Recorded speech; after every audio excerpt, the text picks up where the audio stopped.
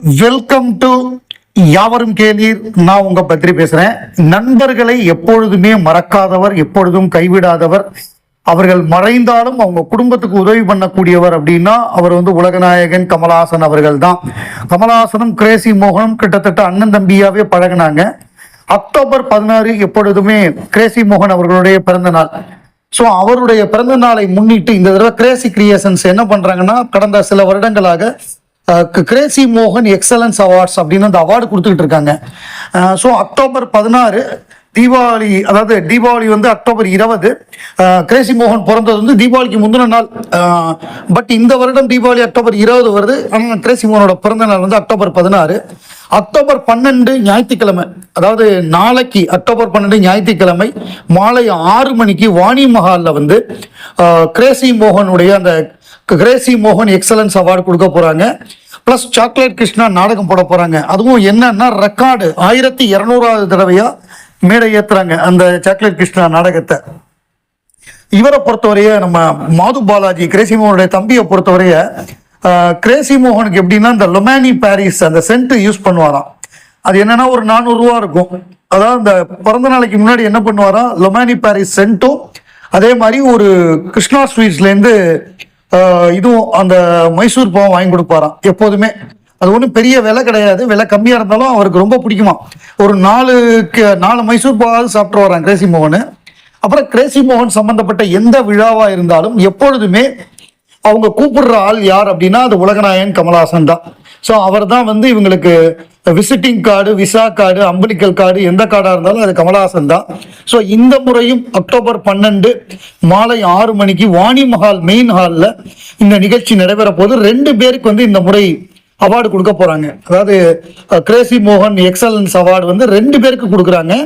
அதை உலகநாயகன் கமலஹாசன் அவர்கள் கலந்து கொண்டு தன்னுடைய பொற்கரங்களால் வழங்குறாரு. பிளஸ் சாக்லேட் கிருஷ்ணாவுடைய 1200வது ஷோ. ஸோ கிரேசி மோகனை பத்தி கமலஹாசன், அதாவது அவர் கடைசியா சாகும் பொழுது கூட பக்கத்துல இருந்தார் அப்படின்னா அது கமலும் மாது பாலாஜியும் தான். அந்த அளவு. அதே மாதிரி அந்த ட்ரூப் அவர் மறைந்த பிறகு இனிமேல் நாங்கள் நாடகமே போட மாட்டோம் அப்படின்னு இருந்த பொழுது கமல் என்ன சொன்னார்னா, நீங்க இப்படி விட்டுறக்கூடாது, கிரேசி மோகனுடைய லெகசி எல்லாருக்கும் போய் சேரணும், நீங்க தொடர்ந்து நடத்தணும்னு நான் தேதி தரேன்னு சொல்லி இமீடியட்டா அந்த கிரேசி மோகன் இறந்த அந்த மாசமே டேட் கொடுத்து அந்த நிகழ்ச்சி ஆரம்பிச்சாங்க. அப்படியே கொஞ்சம் கொஞ்சமா இப்ப ரொம்ப ஆக்டிவா செயல்பட ஆரம்பிச்சிட்டாங்க. ஸோ அந்த மாதிரியாக கமலஹாசன் இருந்தார்னா அங்க இருக்கிற நண்பர்கள் தைரியமா இருப்பாங்க. அதுக்கு உதாரணம் கிரேசி மோகன் ஃபேமிலி. புரட்சி தலைவர் எம்ஜிஆர், உலகநாயகன் கமலஹாசன், நகைச்சுவை நடிகர் பக்கோடா காதர். மற்ற குழந்தைகளோட இவங்கெல்லாம் நமக்கு கண்ணுக்கு தெரிஞ்சது கமலும் பக்கோடா காதரும் தான். ஏன்னா புரட்சி தலைவர் அவரை தெரியும் நமக்கு, மற்ற குழந்தைகள் யாருங்கிறது நமக்கு தெரியல. பட் ஆனால் எப்போ எடுத்தாங்கிறது நமக்கு தெரியும். அதாவது கமலஹாசன் களத்தூர் கண்ணம்மா படத்துல நடித்த பின்பு தான் அவர் போய் அவ்வை சண்முகம் அண்ணாச்சிட்ட போய் சேர்றாரு.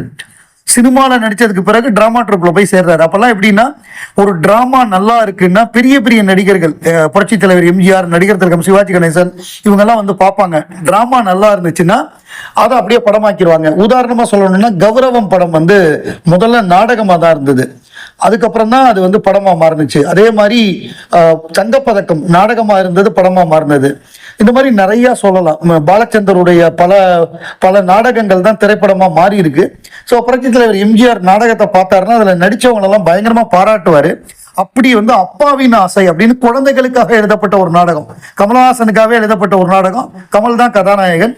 ஸோ அப்படி அந்த நாடகம் பிரமாதமா கமல் நடிக்கிறாரு, இந்த நாடகம் நல்லா இருக்கு. அவ்வை சண்முகங்கிறவர் மிகப்பெரிய ஒரு கலைஞர். ஸோ அதை கேள்விப்பட்டு எம்ஜிஆர் நாடகத்தை பார்த்துட்டு அந்த இன்டர்வல்ல அந்த பசங்களெல்லாம் கூப்பிட்டு அவங்க எல்லாருக்கும் கிஃப்ட் கொடுத்து கமலை பாராட்டி, ஸோ அந்த மாதிரி ஒரு நிகழ்வுகள் நடந்தது. இந்த புகைப்படம் அப்பாவின் ஆசை நாடகம் அவ்வை சண்முகம் அவர்கள் எழுதி வேற ஒருத்தரோட கதை வாங்கி அவர் இயக்குனது. ஸோ அதுல கமல் வெகு சிறப்பாக நடித்திருப்பார். பாராட்டம் அவருக்கு கிடைச்சது. அவ்வை சண்முகமும் பாராட்டினாரு, புரட்சி தலைவரும் பாராட்டினாரு. அதுல எப்படின்னா டேப்புல பாட்டு போடுவாங்க, வாயசைக்கணும். ஒரு முறை அந்த டேப் அருந்துருச்சு, ஆனாலும் கமல் அந்த பாட்டை மனப்படமா வச்சிருந்ததுனால அவரே பாடிட்டாராம். அதை பயங்கரமா பாராட்டினார் அவ்வை சண்முகம். ஸோ அந்த மாதிரியான ஒரு பான் ஜீனியஸ் கமலஹாசன். நம்முடைய ஹரிஷ் கல்யாண் பிக் பாஸ்ல வந்தவர். ஃபர்ஸ்ட் சீசன்ல உள்ள வந்தாரு. உள்ள ஃபைனல் வரைய வந்தார். நடுவில் தான் வந்தார், வந்து ஃபைனல் வரைய வந்தார். அவருக்கு ஒரு நல்ல பேர் கிடைச்சது, ஒரு டேர்னிங் பாயிண்டா அமைஞ்சது. அவர் வந்து 2 விஷயம் சொல்லியிருக்காரு. ஒன்று வந்து நான் மரோச்சரித்திரா படம் பார்த்தேன், ஒரு ரீல் படம் பார்க்கல, ஒரு ரீல்ஸ் பார்த்தேன். அதில் வந்து கமல் சார் வந்து வெவ்வேறு விதமான தெலுங்கு பேசுகிறாரு. இத்தனைக்கும் அவர் தமிழ் தான் அவருடைய தாய்மொழி, தெலுங்கு அவருடைய தாய்மொழி கிடையாது.